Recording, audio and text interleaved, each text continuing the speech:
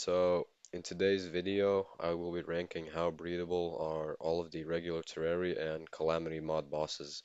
And basically how this ranking is going to work is I will rank only the main bosses, so that means no mini bosses or event bosses. And these are the criteria I will be ranking them by. So, 1. Could you even breed with them? 2. How would it even feel?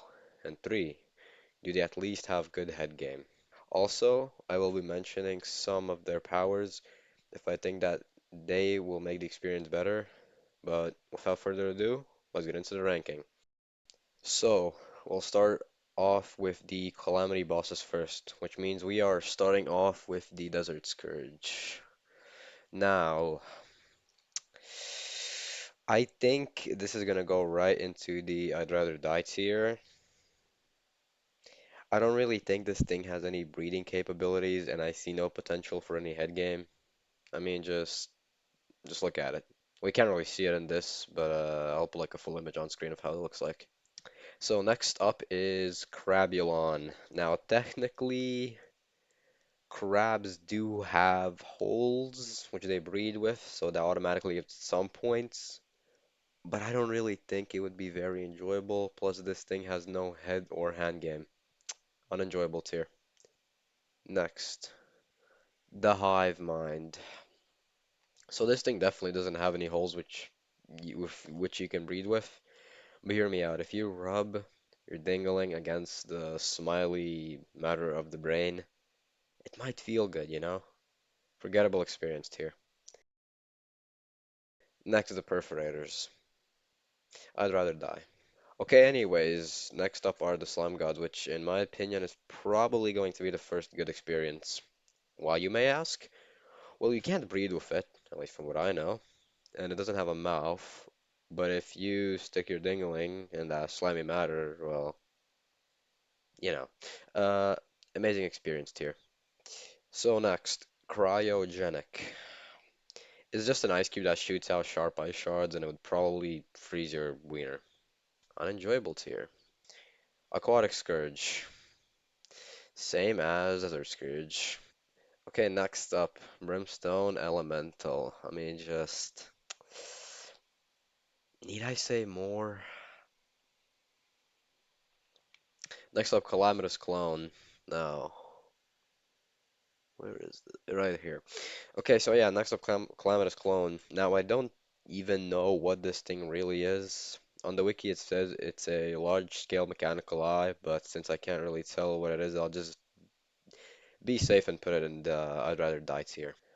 Now, next up, we have, where are they? Leviathan and Anahita. Am I saying that? I don't know. Now, right off the bat, you're going to be doing a threesome because there's two of them and there's you. I don't know if the Leviathan has any breeding capabilities, but since Anahita has a human-like form, I'll assume she does. Amazing experience here. Astrum aureus, Aereus.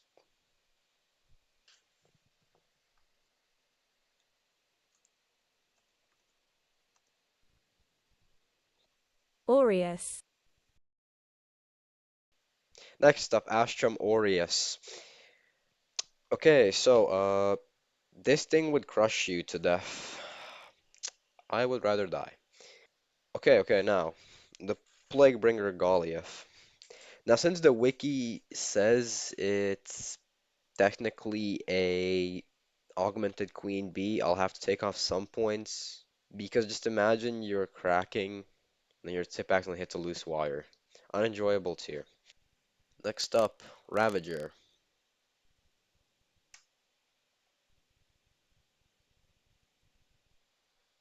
Astrum Dias.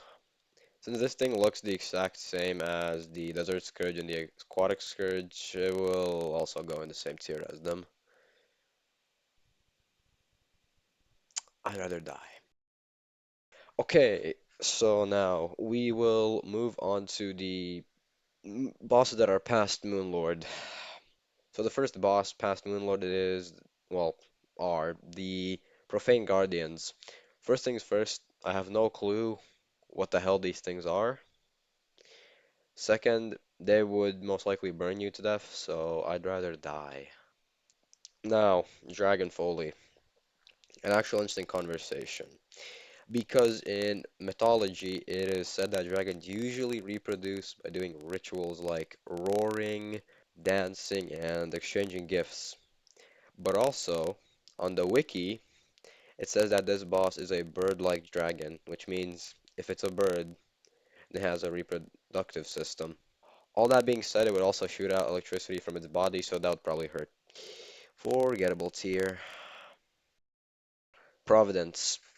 I would try making an argument for her, but if you just even look at her, she's covered in fire, so realistically, you would burn alive before even getting close to her. I'd rather die tier. Same as the Guardians. Now, Stormweaver. Same as the other worm-like bosses. Cygnus. So Cygnus is a wraith, which is a ghost, so automatically can't even breed with it, and doesn't have any head game. I'd rather die tier because I'd be depressed that I can't breed with this thing. Okay, now Polargast. Doesn't really have any, you know, breeding or head game capabilities. And it will most likely bite your dingling off with its teeth. Chompers. Yeah, no, I'd rather die. Now, ooh, I'd rather die. Tier's looking pretty full already. Let's hope we finally get some good picks. See, this tier's still empty. I'm waiting for this. The old Duke. Okay, so since this thing is a fish, it has a chance of being able to be bred. I say it has a chance because it depends on the species, and one plus is that if this thing can be bred, then it probably has some good experience, seeing as how it's quite old. Uh, Good head slash back tier. Devourer of Gods.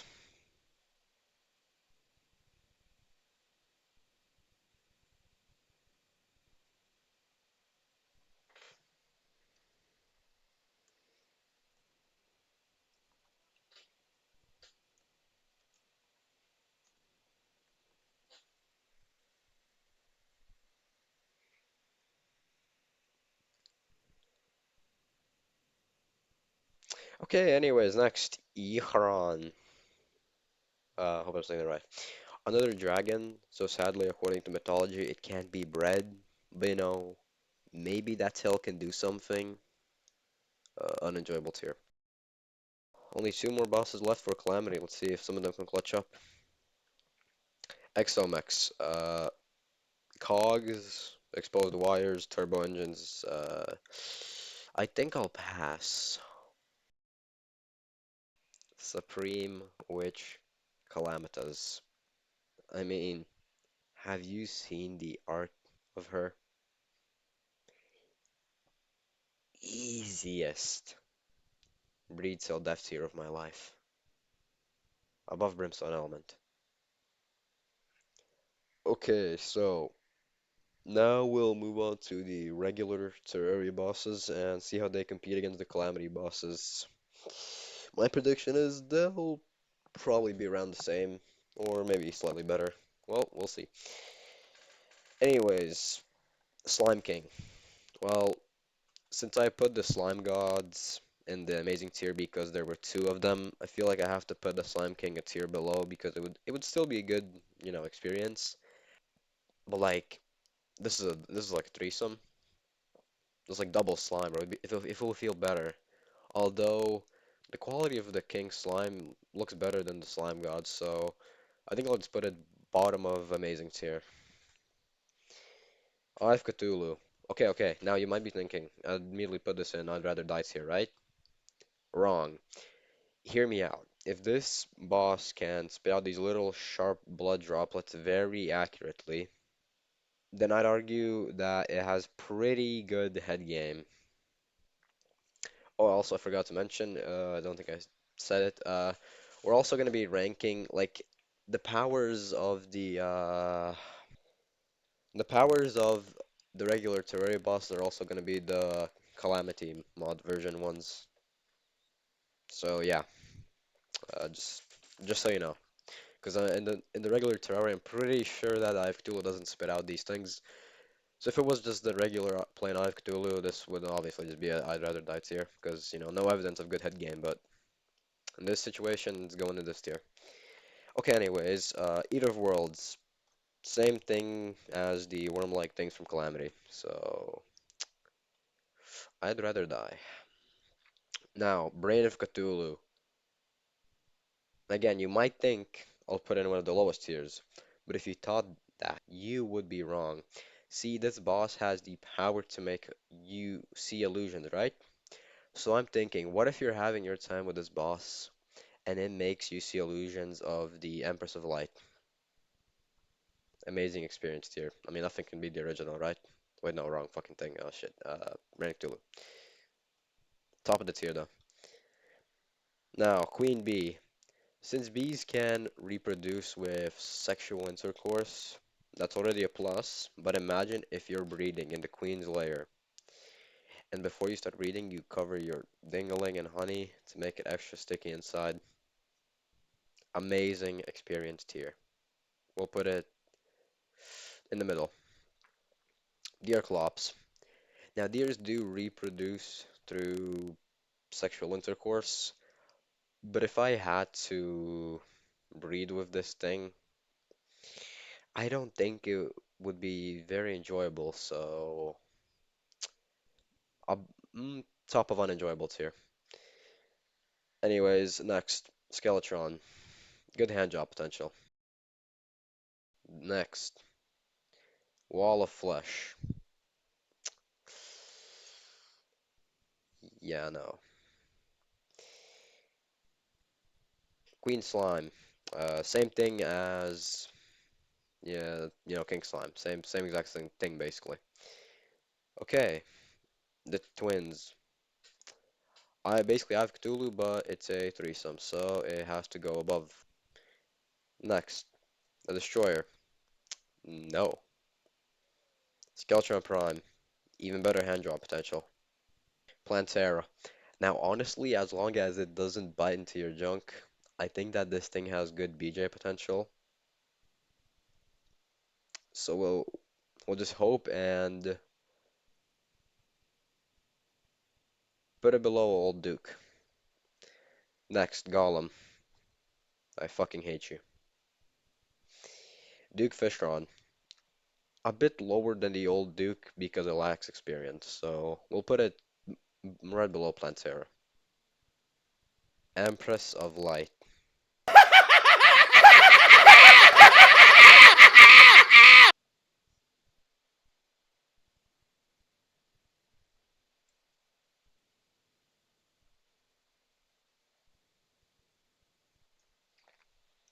Lunatic Cultist. Most likely a human, I think. Plus, it can probably make the experience better somehow with its magic, so amazing experience tier, but I still don't think it's better than breeding with, an illusion of the Empress of Light, so almost top of amazing tier. And the last boss of today's video, oh my god, forgot to rank you, didn't I? Well, Empty Void, where can we put Empty Void? I mean, I don't think this thing really has any breeding potential. Probably just suck you up. So, at least it won't be painful, I think. Unenjoyable tier. Anyways, the last boss of today's video, certainly not the least, Moonlord. And now I'll be honest, with those hands and those tendrils, there's probably some good potential in them. So, so top of head slash back game tier. Anyways, to everyone that stuck around till the end of this very interesting first video, I would like to really thank you for sticking with me through this wild ride, and I would like you to comment what boss you think is underrated in terms of breeding potential, or tell me something I might have gotten wrong about some of these bosses, because I am still somewhat of a beginner in the game. Anyways, everyone, again, massive thanks to you for watching this whole thing, and I hope to see you in the next one. Uh, Peace.